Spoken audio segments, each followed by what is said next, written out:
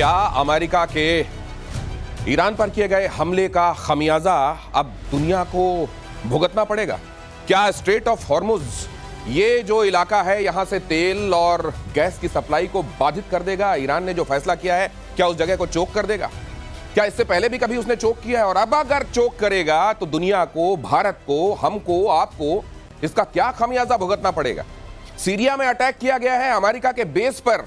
क्या इशारा दे रहा है ईरान ने ये अटैक कराया है या उसके किसी समर्थित मिलिशिया ने ये कर दिया है? ये क्या होने वाला है? उधर पुतिन के पास मिलने पहुंचे हैं अब्बास अराक्ची, ईरान के विदेश मंत्री। क्या आश्वासन मिला? क्या रशिया भी इस युद्ध में कूदने वाला है? ये तमाम बातें आपको बताऊंगा। प्रतिशोध कौन कितना खमियाजा भुगतेगा, पहले ये खबर देखिए, उसके बाद मैं अपने एक्सपर्ट्स को आमंत्रित करता हूं। यहां मेजर गौरव आर्य, एयर मार्शल पीके श्रीवास्तव स्टूडियो पहुंचे।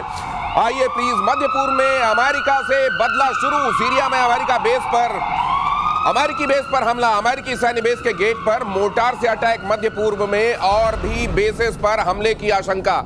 लेकिन मुझे यह लगता है कि ना तो अमेरिका इस बात से अनभिज्ञ है कि ऐसा हो सकता है, और ना ईरान ऐसा कर सकता है कि वहां कुछ करे ही नहीं, क्योंकि हर कोई ये देख रहा है कि ईरान जिसने इतनी बड़ी बड़ी बातें की हैं कुछ करता है कि नहीं। वैसे मेरे लिए हैरानी की यह बात भी है कि स्टेटमेंट के मामले में अभी तक सीधे अमेरिका पर उंगली उठाते हुए ईरान के किसी बड़े नेता की तरफ से, खमेनेई की तरफ से कोई सीधा स्टेटमेंट मैंने नहीं देखा। इसका मतलब बार बार इजराइल पर ही अटैक हो रहे हैं उनके साथ, उसकी तरफ से अगर वर्बल अटैक भी हो रहे हैं। और यहां पर ये मुझे लगता है कि उनके समर्थित किसी मिलिशिया ने फिलहाल ये दिखाने के लिए कि नहीं हम आपके साथ हैं, ये कर दिया है। नहीं, बिल्कुल कर दिया है। और पिछली बार जब ऐसा बड़ा हमला हुआ था वो तब हुआ था जब कासिम सुलेमानी को मारा था बगदाद एयरपोर्ट के बाहर, जो कि इस्लामिक रेवोल्यूशनरी गार्ड कोर का चीफ था। जब एक प्रेडेटर ड्रोन ऊपर से उड़ा और दूर से 30,000 फुट से एक हेलफायर मिसाइल मारी थी उसकी गाड़ी के अंदर, और जनरल कासिम सुलेमानी को खत्म कर दिया। वो भाप बन गया लिटरली।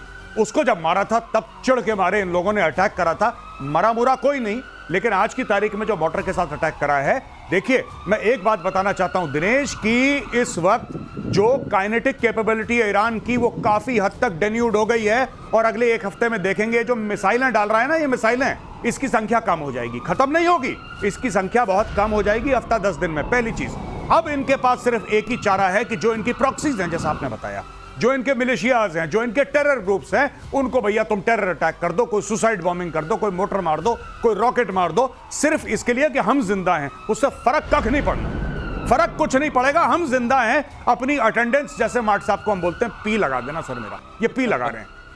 ये केवल टोकन प्रेजेंस है, उसके अलावा कुछ नहीं। अगली खबर देखिए। यहां पर तो आपने देख लिया कि किन जगहों पर कितने जवान तैनात। हालांकि इसको लेकर एक बार दिखाइए प्लीज, ये आपने बढ़िया ग्राफिक बनाया, एक बार दिखाइए मेरी प्रोडक्शन टीम ने। ये देखिए, ये जो अलग अलग जगहों पर सैनिक तैनात हैं। हालांकि इनकी संख्या के बारे में अमेरिका कभी वैसी सूचना नहीं देता और वहां हमेशा सैनिकों की तादाद बदलती रहती है। लेकिन क्या ये बेसिस जो हैं ये खतरे में है? एयर मार्शल पीके श्रीवास्तव, ये तो इन्होंने भी भांपा होगा कि जब हम ये करेंगे तो ये काउंटर हो सकता है। देखिए, काउंटर ईरान की तरफ से होना, जैसे गौरव ने बताया, उसकी पॉसिबिलिटी बहुत ही कम है, क्योंकि अब उनके पास जो इक्विपमेंट हैं जो वहाँ तक पहुँच सकते वो हैं, क्योंकि उन्होंने सारे दूर जाने वाले इस्तेमाल कर लिए हैं और बहुत थोड़े रह गए हैं। लेकिन उनको पता है ये चिंगारी लगाने से वो संभाल नहीं पाएंगे, तो यहाँ वो नहीं करने वाले हैं। लेकिन हाँ, जो मिलिशिया ग्रुप्स हैं वो करते रहेंगे, वो थोड़े बहुत इस तरह के अटैक करेंगे, जो कि कोई खास मिलिटरली कोई उसका महत्व नहीं है। लेकिन हाँ, उसके लिए वो सतर्क हैं, सजग हैं। जैसे कि आपके यहाँ टेररिस्ट अटैक्स होते रहते हैं, उसके लिए हमेशा सतर्क और सजग रहते हैं। लेकिन ईरान एज अ स्टेट, वो उसकी अभी हिम्मत नहीं है, ईरान की हिम्मत नहीं है, ईरान अफोर्ड नहीं कर सकता। एक बात और कह दूं, जैसा आपने बोला था कि खमेनेई का ट्वीट आया है और खमेनेई बार बार ज़ायनिस्ट स्टेट इजराइल बोल रहा है, यूएस को नहीं बोल रहा कुछ, कुछ नहीं कह रहा है। उसी प्रकार से जब ये अपने प्रॉक्सी से यूएस को अटैक करवाएंगे तो ईरान कम से कम ये कह सकता है कि साहब हमारे कंट्रोल में नहीं है, ये कर रहे हैं तो क्या ये करें, तो हमको इसके लिए जिम्मेदार क्यों ठहरा रहे हैं आप? और मिडिल ईस्ट में जबरदस्त तनाव बढ़ गया है। लेकिन ईरान पर अमेरिकी हमले के बाद से तनाव बढ़ गया है। बंकर और शेल्टर बनाने में जुटे हुए हैं कई देश। कुवैत में मंत्रालयों के नीचे बम शेल्टर बनाए जा रहे हैं। अब ये इतने बार यहाँ पर दूध जो है गर्म पिया है लोगों ने कि वो छाछ भी फूकते हैं। और फिलहाल तो यहाँ पे छाछ के ऊपर से भाप भी उड़ रही है, तो उनको लग रहा है कि ये अब वो भले ही इवेपोरेट हो रहा हो, लेकिन ये जो होने लगा है, क्या इसके तैयारी कर लेना अच्छा है की तर्ज पे है? नहीं, बिल्कुल इनको लग रहा है कि ये लड़ाई फैलेगी, ये एस्केलेशन होगा, इनको ऐसा लग रहा है। क्योंकि एक बात मैं आपको बता दूं, जैसे कई बार सर और हम दोनों शो में डिस्कस कर चुके हैं आपके सामने कि Iran is not Pakistan. Iran को ना आप खरीद सकते ना ईरान को किराए पे ले सकते हैं। वो लड़ते लड़ते लड़ते एक दिन खत्म हो जाएगा। ईरान झुकने वाला मुल्क नहीं है। अच्छा है बुरा है बात की बात है, ईरान झुकेगा नहीं। पाकिस्तान की तरह नहीं है कि मुंह पे $4 मारे और जमीन पे लेट गया। तो लोगों को पता है कि अगर ईरान डूबेगा तो सबको लेकर डूबेगा। जैसे हॉर्मुज की बात कर रहा है वो, ईरान बिना लड़े बिना नुकसान पहुंचाए जमीन पे नहीं गिरेगा, ये बात तय। ये इसलिए बाकी के मुल्क ये भांपते हुए कि सबको लेके डूब सकता है, इसलिए अपनी तैयारियां तो रखो, इसलिए किया जा रहा है ये। और युद्ध के बीच ईरान का बहुत बड़ा दावा इजराइल पर। यमनी लड़ाकों ने बोला हमला। यमन से इजराइल की तरफ दागी गई मिसाइलें, ईरान के समर्थन में यमन से मिसाइल अटैक। मुझे लगता है पीके श्रीवास्तव सर, ये असल में ये भी बता रहे हैं कि नहीं हम तुम्हारे साथ हैं, 1-2 मिसाइलें तो मार दो, कहने के लिए रहेगा कि हमने देखो तुम्हारा साथ निभाया था। इतना उसने दिया है इनको, तो कुछ नमक हलाला तो करना पड़ेगा।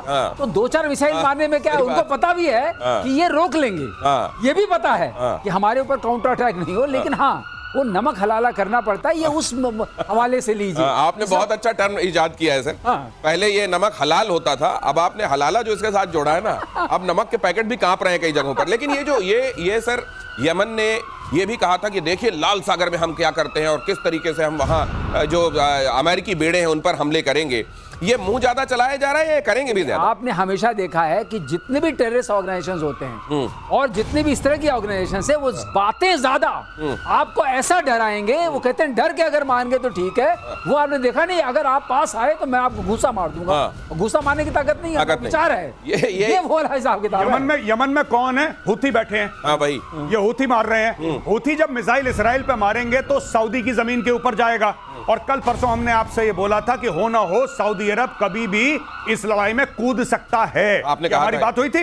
ये वही चीज है कि अगर ये ज्यादा मिसाइल मारेंगे, कहीं ना कहीं सऊदी अरब की एयरफोर्स आएगी और इनको ठोकेगी और इनको बैलिस्टिक मिसाइल से इनकी मिसाइल और ड्रोन भी हवा से उड़ाएगी। सॉरी, एयर डिफेंस जो सिस्टम है सऊदी में। दिनेश, अब मुझे एक बात और आ रही है, एक प्रेडिक्शन और आ गया है, आप कह दीजिए। बोलिए। कि सऊदी अरब कूदेगा इस लड़ाई में। सऊदी अरब भी इस लड़ाई में बहुत जल्द शामिल होगा, आज ये एक्सपर्ट कह रहे हैं। प्रतिशोध में कहते हैं आगे होता हुआ दिखाई देता है। आज ये भी नोट कर लीजिए, देखते हैं क्या होता है। इजराइल का ईरान पर बड़ा हमला, 20 फाइटर जेट से सबसे बड़ा अटैक। करमनशाह हमदान में अफरा तफरी। तेहरान में भी इजराइल की एयर स्ट्राइक। ये देख लीजिए, तेहरान में तो एक जेल है एविन, वहां कहते हैं खामेनेई के सारे विरोधी बंद किए जाते हैं। वहां पे भी हमला करके गेटों पे कहा निकल जाओ भाई तुम लोग। वहां एक घड़ी लगाई हुई है सर, जिसको इजराइल के डिस्ट्रक्शन की घड़ी कहा जाता है। शब्द से लोग डर जाते हैं। हाँ, ये घड़ी मोरा दिल धड़के वाला जो है, एक घड़ी वो बाघेरी को भी दी थी यहाँ मुनीर ने, उसका भी यहाँ एक घड़ी बनाई भाई लोगों ने। खामेनेई ने कहा कि 15 सालों में देखिएगा आप इजराइल तबाह हो जाएगा। ये 2015 में कहा, तो 2021 में भाई लोगों ने घड़ी बना दी। यहाँ इजराइल के डिस्ट्रक्शन की घड़ी जो काउंटडाउन लगाए हुए हैं कि 2040 तक इजराइल साफ। इतनी अगर आप दुश्मनी रखते हुए किसी को पोर्ट्रे करके बताएंगे कि हम तुम्हारे इतने बड़े दुश्मन हैं, तो इजराइल तो अभी तक बेचारा फिर भी बहुत सहता चला गया। नहीं, इन लोगों ने यही करा है।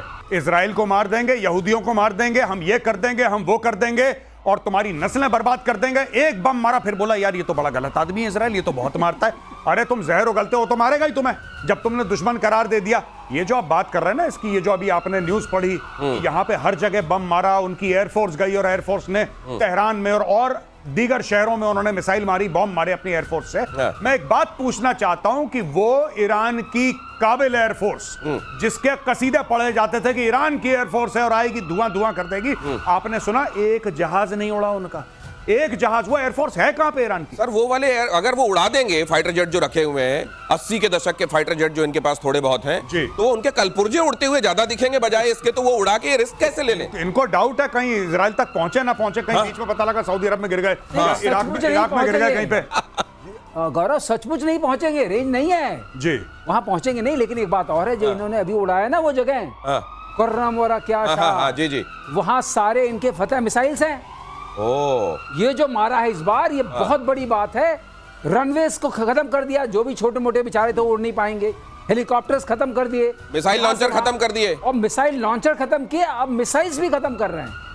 अगर मिसाइल्स खत्म हो गई, इनके पास उस रेंज की मिसाइल्स उड़ी है ना, उसमें से बाकी गंवा दी। अब 200-250 बची होंगी, उसमें मार दिया, पता नहीं कितने चले गए। तो ये बहुत बड़ी खबर है।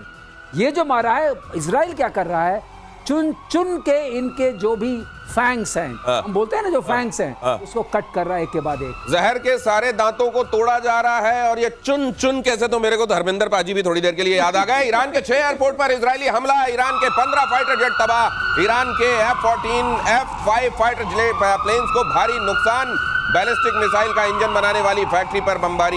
ये देखिए, यही कहा जा रहा था। ये थोड़े बहुत जो जमीन पर सैटेलाइट से जब देखते हैं आप, तो नक्शे के तौर पर जहां भाई लोगों ने थोड़े बहुत अपने प्लेन खड़े हैं, देखो मेरा प्लेन खड़ा है, तो उसको भी उड़ा दे रहे हैं ये। खड़ा तो रहने दो, चल तो वैसे ही नहीं पाएगा। कई जगहों पे लगा दिए जाते हैं ना चौक चौराहों पे इस टाइप से कि ये था, पहले लड़ता था। Static display. इनके पास हैं कौन से वाले फाइटर जेट्स वैसे सर? F-14 अच्छा, पुराने। एक्चुअली इनके पास जो जहाज जितने भी हैं वो शाह के जमाने के हैं, और इतने पुराने 79 से पहले वाले हैं। तो बाद में जब ये कट्टर सरकारें आई तो इन्होंने ये तय किया कि हम केवल मिसाइलें बनाएंगे, मिसाइल बनाएंगे, उस पर जोर दिया।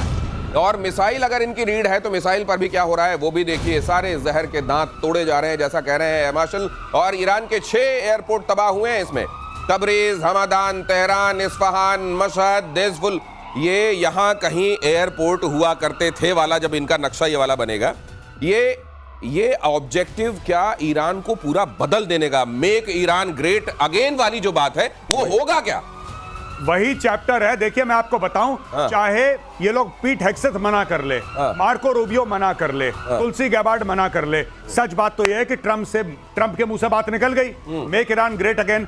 और जब तक जो हम बात करते हैं इंटेंट और कैपेबिलिटी की, कैपेबिलिटी तो आपने फोड़ दी उनकी, आपने उनके न्यूक्लियर पे बम मार दिया, आपने उनके बैलिस्टिक मिसाइल, उनके एयरक्राफ्ट सब में बम मार दिया। अब इंटेंट की बात है, नियत। ईरान की नियत कैसे काटोगे? जब तक इनकी लीडरशिप चेंज नहीं होगी इनकी नियत नहीं कटेगी। नियत इंसान बांधता है, नियत हथियार नहीं बांधते, नियत इंसान बांधता है। ये इंसानों को निपटा रहे हैं, ये स्टोरी है यहाँ पे। ये जो कह रहे हैं कि ट्रंप के मुंह से निकल गया, हो सकता है अभी उसका टाइम नहीं रहा हो, लेकिन वो आके बोल गए मेक ईरान ग्रेट अगेन। और ग्रेट अगेन मतलब उनकी निगाहों से ग्रेट, तो कैसा होगा समझ लीजिए। इजराइल का ईरान पर मिसाइल से हमला, इजरायली डिफेंस सिस्टम ने उड़ाई मिसाइल, ये देखिए जरा। लेकिन इसके बीच में एक बात मैं और करना चाहता हूं, अगर वाकई इन्होंने उनकी न्यूक्लियर फैसिलिटीज को वाकई तबाही कर दिया, इनके जो बॉम्बर आए थे अमेरिका के, तो इजराइल फिर से फोर्डो पे हमला क्यों कर रहा है? आज फिर हमला किया है फोर्डो पे।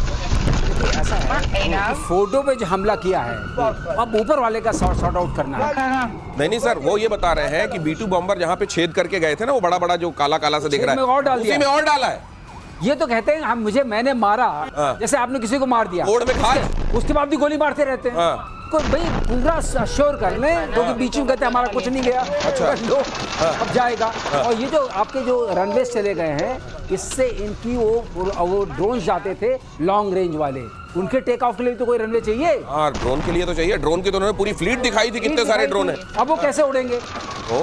ये भी इनहिबिशन किया है। और अब अगर आप कह रहे हैं, मैंने ये अभी देखा नहीं था, अगर ये वाली बात है, कुछ छेद के अंदर डालते जा रहे हैं। जैसे कई जगहों पे कि अगर भाई ये जो आपके स्ट्रिप्स बनाए गए हैं जहां से फाइटर उड़ेंगे, अगर नहीं कर पाए काम, हमला हो गया, तो इनको एक काम करो, हाईवे से उड़ा दो। तो ये क्या भाई लोग अपना ड्रोन कहीं हाईवे से भी उड़ा सकते हैं? उड़ा सकते हैं अगर उनको क्लियर हाईवे मिल जाए।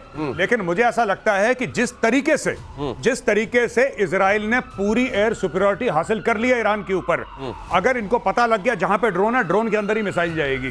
क्योंकि पूरे समय तो अब इजरायली जो है ना, वो पिकनिक मना रहे हैं ईरान के आसमानों के ऊपर। उनको कोई थ्रेट है ही नहीं, क्योंकि आपका एयर डिफेंस पूरा खत्म कर चुके हैं, एयरफोर्स आपकी टेक ऑफ नहीं कर रही है, ड्रोन आपके जमीन पे हैं, तो इजराइल के लिए तो खतरा ही नहीं। देखो 125 एयरक्राफ्ट आए थे मिडनाइट हैमर में, 125 एयरक्राफ्ट से ज्यादा आए, वहां पे उड़ के चले गए। भाइयों को पता ही नहीं लगा कि अमेरिकन कब आए, कब मारा, कब चले गए। और वहीं पे जहां पे हवन कुंड बनाया, उसी में अब इजराइल सामग्री डाल रहा है कि जलता रहे वो। ये बहुत अच्छा शब्द है, हवन कुंड में आहुतियां अभी और डाली जा रही है उसी जगह पर जहां पर वो कुंड बना गए हैं बॉम्बर्स। आगे देखिए, IRGC के हेडक्वार्टर पर इजराइल का अटैक, कारज में इजराइल ने किया जबरदस्त हंगामा, माफ कीजिए हमला, धुआं हो गया IRGC का। ये IRGC के तो ऐसे पीछे पड़े हैं, उनके इंटरनल सिक्योरिटी, उनका वासिज, ये सब जगह पर IRGC जहां दिख रहा है वहां फोड़े पड़े हैं। उसका कारण है बहुत बड़ा। IRGC क्यों इंपॉर्टेंट है?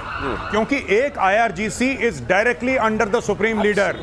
IRGC इनके मिनिस्ट्री ऑफ डिफेंस के खाके में नहीं आता है। IRGC जो है यानी कि इस्लामिक रेवोल्यूशनरी गार्ड कोर, जिसका एक जमाने में कासिम सुलेमानी, जिसका मैं अभी आपको रेफरेंस दे रहा था, जिसको मार दिया था, वो इसका चीफ था।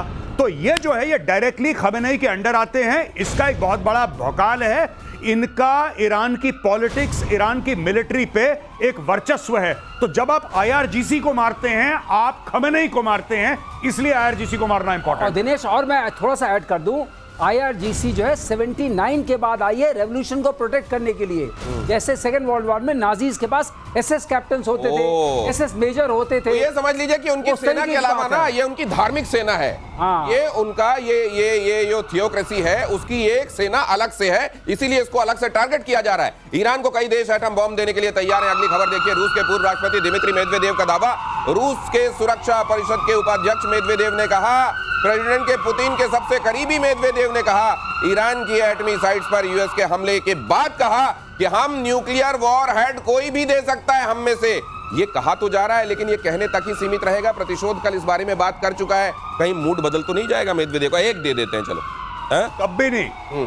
अगर आपने ऐसा कर दिया, अगर कर दिया रशिया ने और ईरान को न्यूक्लियर वॉरहेड दे दिया, तो भाई साहब चाइना पीछे हट जाएगा। सबसे पहले मैं आपको बता रहा हूं, अमेरिका कुछ करे ना करे वो बात की बात है, सबसे पहले चाइना अपना हाथ झाड़ेगा, बोलेगा भाई साहब कल से you are on your own, तुम अपना मैं तुमको नहीं जानता। नहीं, तुम अपना खाओ, अपना बिल दो भैया। क्योंकि देखिए, एक ऐसी न्यूक्लियर बात है जिसमें, ठीक है पाकिस्तान बिक गया, AQ खान उनका बिक गया, वो कोई बात नहीं है, लेकिन ये बड़े देश केयरफुल रहते हैं। Even North Korea, they are extremely careful. तो ये मेदवेदेव का एक डेस्परेशन वाला बयान है, और मुझे नहीं लगता कि रशियंस को ऐसा बयान देना चाहिए कि हम किसी को न्यूक्लियर वेपन दे देंगे, वो भी ईरान जैसे रोग स्टेट को। अमेरिकी हमले के बाद ईरान के समर्थन में क्या कहा गया? ईरान को मिला रूस चीन का समर्थन। पुतिन के साथ मीटिंग करने पहुंचे ईरान के विदेश मंत्री। ईरान ने कहा, इन हालातों में रूस ईरान का करीब आना बेहद जरूरी। अब आप जो ये कह रहे हैं, एक तरफ वो स्टेटमेंट कि हम दे सकते हैं न्यूक्लियर, या कोई भी दे सकता है हम में से जो साथ खड़े हैं, और साथ में ये कहना कि हमको चीन के साथ, दोनों को साथ में आना बहुत जरूरी। देखिए साहब, सिंपल सी बात है, चीन को आज की फिक्र क्या है कि अगर हॉर्मूज ब्लॉक हो जाता है तो हमारे बिजनेस में क्या फर्क पड़ेगा। दूसरी चीज, जो चाइना ने इन्वेस्टमेंट बात करी है ईरान के अंदर, जो कह रहा है कि 400 अरब डॉलर के जो उसने MOU साइन करे हैं, उसका क्या होगा? ईरान के तेल क्या क्या होगा? देखिए, चाइना की यह फिक्र है। चाइना की यह फिक्र नहीं है कि ईरान में हो क्या रहा है, यानी कि जो ईरान में हो रहा है उसके बाद नतीजे क्या हैं, उसकी चाइना को फिक्र है। तो यहाँ पे ये जो ये कहा जा रहा है, अब जैसे इन्होंने कहा कि किसी भी समय स्पाइरल ऐसा भड़केगा, इसका हाथ से बाहर चले जाएगा कंट्रोल, आप कुछ नहीं कर पाएंगे, चीन कह रहा है। चीन जो कह रहा है, उसके चीन के इतने इंटरेस्ट वहां पर हैं कि चीन कुछ भी नहीं करेगा। चीन सिर्फ इस वक्त भपकी इसलिए दे रहा है कि फर्दर मत मारो, अब इसको यहां रोक दो, आगे मारने की जरूरत नहीं है, और इस युद्ध को सिर्फ बाइपोलर रहने दो। मतलब it is between Iran and Israel. रूस भी नहीं आने वाला, मैं बिल्कुल आंकड़े से एकदम सहमत हूं, कोई नहीं आएगा इसमें, क्योंकि किसी का इसमें भला दिखता नहीं है। और जहां तक परमाणु बम की बात है, अरे वो कौन किसको देगा? वो दे दिया तो आपने हंगामा क्रिएट कर दिया। You created a different kind of something like this. आपकी चादर है, आपने बीच में बम रख दिया, चादर का क्या होगा? चादर का क्या होगा? लेकिन सर, हॉर्मुज के अगर चोक कर दिए जाने की वजह से ये चिंता है, तो हॉर्मुज के चोक करने से होगा क्या, और क्या चीन की सबसे बड़ी चिंता है? ये देखिए जरा, अमेरिकी हमले के बाद ईरान का बड़ा फैसला, हॉर्मुज स्ट्रेट, जिसको आप हिंदी में जल डमरू मध्य भी कहते हैं, उसको बंद करने का प्रस्ताव ईरान की संसद में प्रस्ताव पास किया गया। ऑयल एंड गैस की सप्लाई पर बहुत असर पड़ेगा। ये कहा जा रहा है कि भारत में जो आप पेट्रोल डला रहे हैं, ये $125 के आसपास पहुंच सकता है, और क्रूड ऑयल की प्राइस पहुंच सकती है $80 पर बैरल, या इससे ज्यादा हो सकता है इसका दाम। चीन की मेन चिंता यह है कि उसका ज्यादातर, उसकी इकोनॉमी को चलाने वाला जो तेल है वो हॉर्मुज से ही आता है। अब ये अगर ऐसा है तो कि ईरान चीन को तेल लेने भेजने वाला है क्या? नहीं, अब देखिए, बात यह है कि इसमें अब चाइना के पास दो सूरत हैं, ठीक है। अब देखिए, जिस तरीके से सऊदी अरब का है, अगर हूथी वहां पे एक्टिव होते हैं तो सऊदी अरब को भी मुश्किल होगा तेल बेचना, चाहे इधर से बेचे चाहे उधर से बेचे, नंबर 1। नंबर 2, इसका मतलब चाइना और रूस और पास आएंगे, क्योंकि रशिया जो है, it is among the chief supplier of oil to China. फिर चाइना बोलेगा कि अपनी जो सप्लाई चेन है उसको डाइवर्सिफाई करो। और तीसरी सबसे बड़ी बात है कि इस पूरे खेल में ईरान का सिर्फ एक गेम है, और ईरान का यह गेम है कि इतना रायता फैलाओ, इतनी मुसीबतें करो कि दुनिया इजराइल और यूएस के ऊपर दबाव डाले और बोले कि भाई साहब, हमारी इकोनॉमी आपने तबाह कर दी, देख रहे हो क्या कर रहे हो, बंद करो, ये बंद करो। इसलिए, वरना देखिए ईरान से कौन तेल खरीद रहा है आज की तारीख में? ये जो बता रहा है यमन हूती विद्रोही, देखिए ये आप जरा नक्शे में स्थिति के हिसाब से भी समझ लीजिए। ये जो जल डमरू कहते हैं, डमरू बीच में सकरा होता है, दोनों तरफ चौड़ा होता है, तो ये देख लीजिए बीच की ये सक्रिय स्थिति और ये दोनों तरफ चौड़ा। फारस और अरब सागर को फारस की खाड़ी से जोड़ने वाला ये जो स्ट्रेट है इसको आप कहते हैं होर्मुज जलडमरू। और यहां पर यह कहा जा रहा है कि अब अगर ईरान ये फैसला ले लेता है, ईरान ने अगर ये फैसला लिया है कि इस जगह को चोक कर लिया जाएगा, अगर मान लीजिए यमन के जो हूती हैं वो भी इसके समर्थन में आ जाते हैं और यहां बम मारने लगते हैं, धीरे धीरे ये क्राइसिस हो जाती है, तो ये मुश्किल बहुत हो जाएगी सर। ये लेकिन ये चाइना, माफ कीजिए ईरान, उसका अगर रीजन डेट्रे यही है, इसी को बेच के खाता कमाता है, मान लीजिए उसने कह दिया कि आज से मैं नहीं बेचूंगा, तो तुम्हारी इकोनॉमी चलाने के लिए पैसा कहां से आएगा? बिल्कुल सही आपने मुद्दा पकड़ा। दूसरी बात यह है कि ये जो हमारा इलाका है, जो होर्मुज है स्ट्रेट, इसके बाद 3 लोग अधिकार है। यूए का भी अधिकार है, उधर अधिकार इसका ओमान का भी है और ईरान का भी है। तो ऐसा नहीं है कि यहाँ से उनका सर्वस्व उनका है, उसको बंद करना उनके पार्लियामेंट ने जो बोला है, इसका मतलब यहाँ से जो होगा, जब तक तीनों में आपस में ये बंद करने का फैसला इनका जो अपना SEZ होगा वहीं तक का ले सकते हैं, वहीं तक का ले सकते हैं। स्पेशल इकोनॉमिक इनका जो पानी है जहां तक, बस वहीं तक ना। बिल्कुल सही, जो नहीं इनका जो टेरिटोरियल वाटर है वहां तक ले सकते हैं। कुछ कह रहे हैं इसमें गौरव आ रहे हैं जी। मैं ये कह रहा हूं कि ईरान ने जब पिछली बार करा था, जब ईरान इराक वॉर हुआ था, सबको सबक सिखाने के लिए इन्होंने सीधा करा। देखिए नेवी उसकी ना के बराबर है, वो मेनलैंड ईरान से बैलिस्टिक मिसाइल मारता है। अच्छा। इसका यहाँ पे कायदे से तो अपना इकोनॉमिक जोन तक बंद कर सकता है वो, कायदे से। लेकिन जब ईरान बंद करेगा, ईरान बोलेगा इस पूरे इलाके में जो जलडमरू है, इस पूरे इलाके में अगर कोई जहाज कराम मिसाइल मार देंगे, कहानी खत्म। वो दादागिरी है ना, वो दादागिरी। ईरान के फैसले से एक्शन में अमेरिका, अगली खबर देखिए, अमेरिका ने कहा होर्मुज जलडमरू को बंद ना करे ईरान। अमेरिका ने चीन से दबाव डालने के लिए कहा है। अब अमेरिका चीन से कह रहा है कि तुम उसको बोलो बंद ना करे वहां। चीन का 80% जाता है। हाँ, चीन कह रहा है मैं तो यही चाहता हूं। अब मैं कहूंगा अमेरिका का नाम लेके देखो, वो भी यही चाह रहे हैं, तो ये ठीक रहेगा कि तुम ऐसा ना करो जी। लेकिन वही बात है, ईरान में अब बात चल रही है, मरता क्या ना करता। कुछ ना कुछ तो ईरान को रेडिकल करना पड़ेगा, क्योंकि अब IAEA का भी फैसला आ गया है, उनकी भी रिपोर्ट आ गई है कि कुछ तो भयानक हुआ है फर्डो में। अच्छा, कुछ तो खतरनाक हुआ है वहां पे। अब देखिए वो लोग एक्सेस तो दे नहीं रहे किसी को, लेकिन वहां पे कुछ गड़बड़ हुआ है। अब ये रजीव आप देखिए ना, 2-3 चीजें हैं। खमेनेई ने अपने सक्सेसर के तीनों के नाम बता दिए कि इनमें से देख लो। अपने बेटे को अलग कर दिया उसने, मुस्तफा को अलग कर दिया। तीसरी चीज है कि आपने उनके न्यूक्लियर ठिकानों पे प्रहार करा अमेरिका ने। चौथी बात है उनकी बैलिस्टिक मिसाइल, उनके ड्रोन का जो सिस्टम था, लॉन्चर थे, आपने नस्ते नाबूद कर दिया। अब ईरान करे तो क्या करे, और अगले 1 हफ्ते 10 दिन में जो इजराइल के ऊपर मिसाइल मार रहा है उसका भी